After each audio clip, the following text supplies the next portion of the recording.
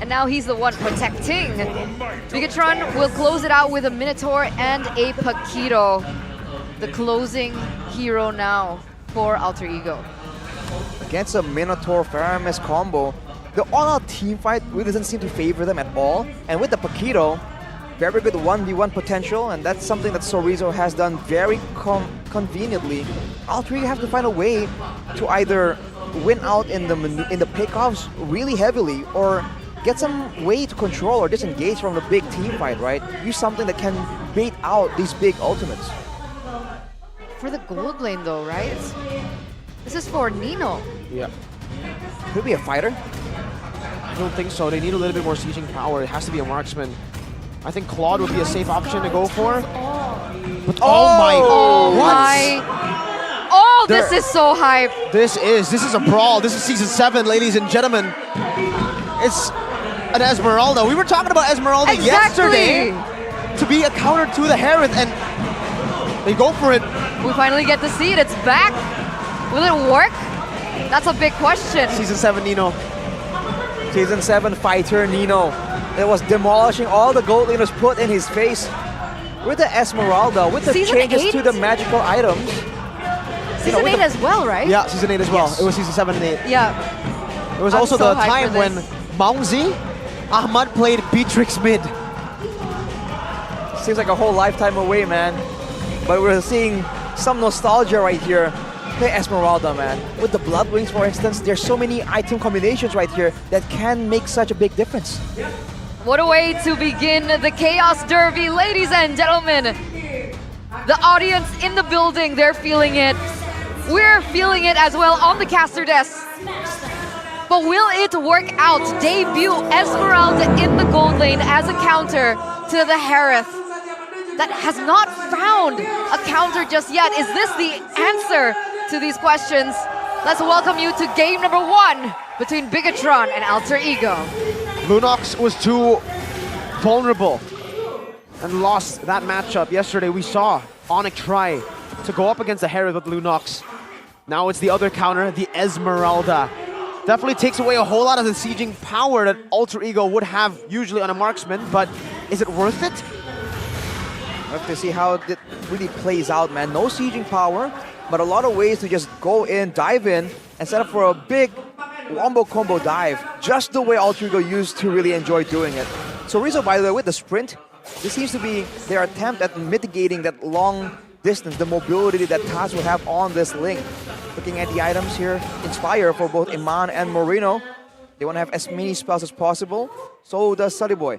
And Nino and Rasi has agility, because both of these heroes, the Cho and the Esmeralda, will benefit so much from that movement speed. It's going to be a whole mobility versus crowd control type matchup. Alter Ego will have to try and move around the crowd control, and Bigetron, it's their responsibility to lock Alter Ego down. But if I'm not mistaken, one of the big weaknesses to the Esmeralda, wait a minute, Nino gets jumped quite low with Key coming in there. Oh, a mirror play is happening as well.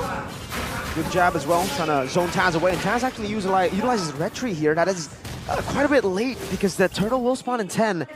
Bigetron will have so much pressure to play with around that turtle now. Quite off in the timing, but back to the point, one of the biggest weaknesses of Esmeralda is CC, no? With Nino picking up the flicker, I wonder if that is going to be a big problem for Nino later on when the team fights happen, because Bigetron have picked up quite a lot of CC heavy heroes, right? The Key, Chorizo, Moreno as well. Look at this. Rashi's not level 4, so he can't completely punish Chorizo, who gets a shielding. The turtle is going to be taken for free, and they control the purple buff. Chorizo now tied up by Celiboy. Pi doing some damage, and Chorizo pops in the sprint to disengage. Bigetron control the purple buff here with a Retry as well. Pi jumps in, but Manin's Fury will knock him up. Super Ken, Retry securing the purple buff and taking it away from... Oh, wow! Oh, two-man with the missiles, catching him now. A hard guard in place to Pi, but Chorizo is going to be rotating as well, with the Death is Welcome used up by Bigetron Alpha. But they have accumulated... What?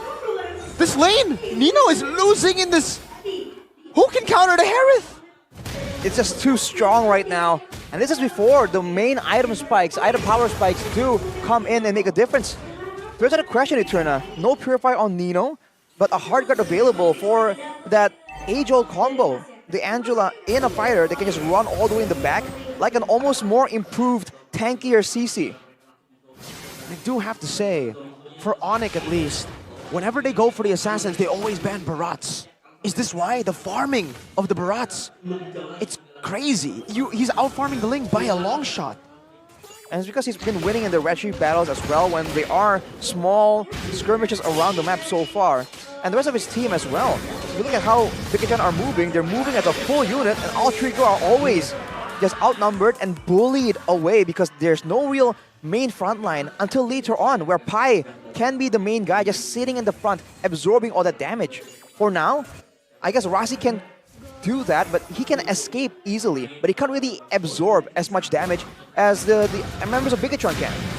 So to sum it all up, essentially, this is not working out for Alter Ego just yet. I think it's really gonna benefit them later on in the mid game for this game, at least with this matchup. But looking at the pattern right now, Bigetron Alpha is just farming, out-farming Alter Ego into a 2k gold lead. No kills just yet. Super weak Ling in this game so far. He can't even get into his own jungle without getting bullied, and look at Key as well, just rotating over. Way the Dragon used up on Moreno. Comes in with another realm, gets caught in the penalty zone, but it's all good right now. Cerezo goes back in with the knockout strike, and a Minute's Fury as well. The Tempest of Blades will knock Key up, but he's happy taking it. Now Pai is going to be locked down very low. Shadow Stampede, one more hit to take him down, and Super Ken amidst the chaos takes the advantage. The orange buff. It's not working out. It's not working out at all. For Alter Ego, Bigetron, they're winning in these team fights. Oh! Wow. It doesn't work! No. What the heck? Both counters that we were talking about, the Lunox yesterday and then today the Esme, have completely failed. Even though in theory Nino should be able to steal away some of these shields and get an advantage, all the damage is coming out a bit too quickly for Iman on the Harith. Already with the Starlium as well. That's some good true damage coming through. Same thing can be said for Nino, but there's a range disadvantage for sure. For now though, I think Alter Ego, they're just stuck looking for some kind of pickoff, some kind of scramble. Rasi has not been able to find a pickoff. Rasi goes in now with the falling Star Moon of Nino as well. Cerezo getting the shielding down 2 times with the passive on this first skill. But that's first blood. I forgot that we don't have a single kill on the board just yet, so first blood in the 5th minute, almost 6th. A very slow game when it comes to the kills for sure. And the big advantage for Bigetron right now is they're the ones doing their thing, and Alter Ego are the ones trying to adjust, trying to find opportunities to try and take advantage. Because of that, Super Ken is just doing the usual farming rotations, whereas Alter Ego are the ones sending Taz to find farm elsewhere on the map, looking for Rasi to try and save their own members, to try and go for some of these pickoffs. And to make things worse, there's no real easy target for them to go for when they're trying to go for a pickoff. Exactly, that's what I was about to mention. What's the Link supposed to do in this particular situation? We saw Kyrie when he was behind go for farm the side, but now it's Paquito.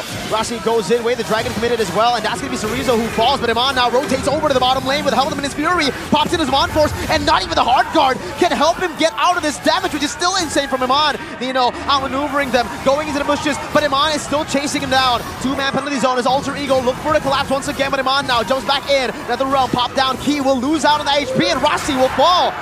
Iman picks up one, Nino still in the bush, Moreno spots him out, and now it's going to be Pai who's very, very low. Iman will pop in the Purify. Pai, one last hit should do it. Iman again, he has his Iman Force. That fight lasted so long, he popped his ult twice. 1-for-2 trade as well. Bigetron win it all out. A 5k gold lead already, and you're right. It seems like this matchup, it just triggers the chaos within both of these teams. Nino didn't have to re-engage into that, but he did. And they weren't even able to get anything out of it. It's not only a matter of winning, it's a matter of pride, man. How they win this match will make a huge difference considering the history, the rivalry that both teams have. That's why they went for such brawling compositions. But right now, Iman is just so difficult to deal with. Tankier because of the shielding, but also a lot of true damage coming in such a spammable nature. You're seeing why it's been such a solid replacement for traditional marksmen. And for Alter Ego, they have to, if they really want to try and deal with him, they have to burst him down before he gets rolling, before the Zaman Force gets activated. But the problem is they don't have a lot of crowd control. The only person they can really rely on to do that is maybe Rossi. But good luck finding him in the midst of everyone, including the Minotaur. They can cancel everything out with the Minuan Fury. Minuan Fury, and even if you want to go for that, and if the problem is if Moreno is in the vicinity, then it can cause miscalculations because of the presence of the Netherrealm. I think the only way that maybe they can work around this Taz though. Comes waves used up as well, so Rizzo gets a bit of a healing, try to run away. Netherrealm comes in, and now Taz is caught in the tough spot. He has the Defiant Blades to get out though, and they will be able to pick up a turret in trade. But it's a sprint for Cerezo for a lot of big ults. That's a hard guard. That's the main weapon of this Angeling. That's the thing. That's what I wanted to finish before that fight begun. The only thing that I see Liling doing is utilizing that kill pressure to bait out the resources before a big team fight, like what he's trying to do before. Right now, though, I think Alter Ego just have no kill pressure, no threat at all. Bigetron Alpha, they're just moving along as if Alter Ego won't do damage to them. Penalty zone cancelled, and he gets chomped up. The recalls happen, but he has a penalty zone now. The Zaman Force will be used up to get the kill. And Alter Ego, their sieges have only come through the split pushes, the sideways, Cerezo chasing Taz away from even a Lethal Wanderer. But Taz will be able to pick it up with a retreat. But now, because he retreated the Lethal, Super Ken's on the orange, he wants it. Taz gets it away though. Fortunately for him, as for sure. Looking at the EXP lane though, Cerezo with a 2k gold advantage with the Bloodlust Axe. We haven't seen Paquito's itemize so aggressively, but now another fight breaks out. Flicker by Iman, that's what it's used for now. He's able to maneuver out of Rossi, who can go with the way to Dragon. The Netherrealm comes down as well as Keith chases Taz. Nino in the back, gonna be knocked out by Cerezo. And Pai will only be able to use the penalty zone defensively. The Angela, the Ling, they are running for the hills, recalling as Pai gets ran down by the rest of the Bigetron members. Rossi and Sunnyboy, only a Cho and an Angela against the power of a Harith, a fed one at that. It's not looking great. This might be the final push that Bigetron need. Taz is still on the bottom side, he's still going for the purple buff. And Bigetron Alpha look to collapse once again. They're playing it as slow as they can, but Taz this time has a purple buff. Jumps in, didn't miss it at all with a temper the blaze as well, picks up the blaze and goes back to the Lord. Able to buy some time, and a knockout strike onto 3 though will mean that Bigetron Alpha will be able to disengage from this team fight. They've gone 2 base turrets. What a team fight. 2 waves are still going to be crashing, but it doesn't look like Bigetron Alpha want to commit just yet. Super Ken and Key opening up vision for the team, but break that down for us. What happened? I think Bigetron they're just a bit too far ahead, and they have way too much sustainability. Alter Ego, for the longest time, the fighters really worked because the marksmen were a lot more vulnerable. They can really be taken out before they can output their damage, right? That's the trade-off. For the Harith right now, that's not the case. The Harith still has a lot of shielding, a lot of spell lifesteal as well. Although the concentrated energy isn't really completed just yet for Eman. Oh no, Rossi! Look at that. Ooh, Rossi. Good cancel by Super Ken on that way. The Dragon, he was looking for a cheeky little pick off, but Taz now jumps. Minion's Fury almost predicting where Taz was going to land, but Pai, penalty zone used up, cancelled again. Zaman Force now, one last shot. Take Taz down. The hard guard was over on him, but now no minion waves, not just yet. The minion wave in the mid lane will come crashing down into the base. Alter Ego, do they have the wave clear to deal with this right now? With Iman already using the Zaman Force, they should be able to still clear it out. Super Ken, tanky as ever. Nino back up top. Cerezo with a knockout strike onto Nino, who's very low. Shadow Stampede, bring him back, and now it's the Zaman Force again from Iman. Not able to go for the base just yet as Rossi jumps in. Iman dodging away, just a pixel away from the penalty zone and flickering out of the way of the Dragon. It looked like the animation was about to come out for that way of the Dragon, but Iman dashed out just in time, or blinked out. Happy feet on Iman. All the resources thrown at him, and yet he was able to dodge it all out. No Purify, no problem. Utilizing the flicker in the last second to evade. That was brilliant by him. Still, Iman, Harith, I don't think you can find a counter at this point. As of right now, with the protection that he's granted with crowd control, with the Netherrealm's 2nd HP, and his own flicker earlier, there's just no real way for Alter Ego to go for him and securely secure him without him wanting to be in a precarious position. And look at his positioning right now. He is just waiting out in the front. Look at the damage. Say goodbye to Pi. He gets the penalty zone down, but he gets penalized as well for doing that. Taz is looking for an angle, but look at how Bigetron Alpha just layered their damage and waited for Taz to have no energy to contest for it. Now Taz is getting ran down by Moreno, who's just chasing him down, walking him down, sending him a thumbs up, and Key catches him off guard. Taz has his Tempest Blades. He will be able to escape just for a bit, but now one last hit should do it. Moreno goes bursters. Taz gets the hard guard. No, wait, photo. That was a photo. Oh, wow. So the hard guard was definitely used right there, but Rasi now, once again, caught in the back. Oh, Death to this welcome. Didn't connect. Oh, my damage! Rasi's 1 HP! A pixel away from getting shut down. Him on! With his Von Force now, Minus Fury as well. Say goodbye to the Angela! Where did she go? Another realm to give them safe passage, to not just go for the base, but to go for the members first. No hostages, 14 minutes. What a dominant performance by Bigetron in game number 1 as they lead this Chaos Derby. What is that damage from the Harith though? It's just unreal. The mobility, the sustainability, the damage as well. For the longest time, the Harith can't do damage, but usually it still doesn't match up to a marksman. I think now finally, with the changes, with the item changes as well,